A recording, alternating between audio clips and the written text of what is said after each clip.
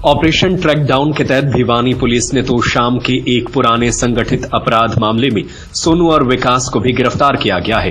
वहीं फिरौती के मामले में राजस्थान के चूरू से लक्ष्मण को पहले ही पकड़ा जा चुका है। एसपी सुमित कुमार ने बताया कि विदेशों से धमकी देकर वसूली करने वाले अपराधी अब हरियाणा में प्रवेश करने की हिम्मत नहीं कर रहे हैं और इस नेटवर्क पर भी जल्द अंकुश लगाया जाएगा। उन्होंने साफ कहा कि हरियाणा में संगठित अपराधियों के लिए अब कोई जगह नहीं बची। उन्होंने चेतावनी दी कि सोशल मीडिया पर किसी भी हथियार का प्रदर्शन करने पर न केवल आर्म्स एक्ट के तहत मामला दर्ज होगा, बल्कि लाइसेंसी हथियार भी पुलिस द्वारा तुरंत जब्त कर लिया जाएगा।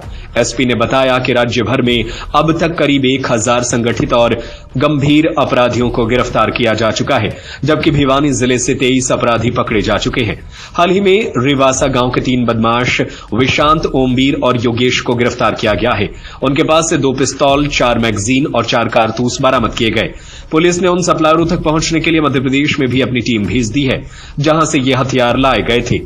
डीजीपी हरियाणा के द्वारा ऑपरेशन ट्रैकडाउन जैसे चल रहा है, हम सभी जानते हैं, जिसके चलते पूरे हरियाणा में जो भी वायलेंट क्रिमिनल्स हैं उन सभी के खिलाफ धरपकड़ का अभियान चल रहा है।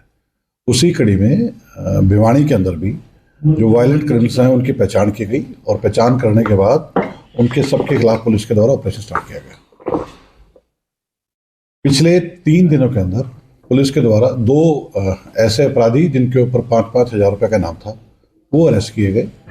और कल एक ऐसा गैंग पकड़ा गया जो कि पहले से अलग अलग गैंग्स के साथ संबंध रखता था और आगे वारदात करने की फिराक में था।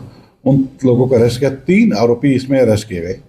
तीनों के पास से हमारे पास इनसे हथियार बरामद हुए, जिसमें एक के पास से 1 पिस्तौल और मैगजीन के साथ पिस्तौल थी और उसके साथ गोलियां बरामद हुई।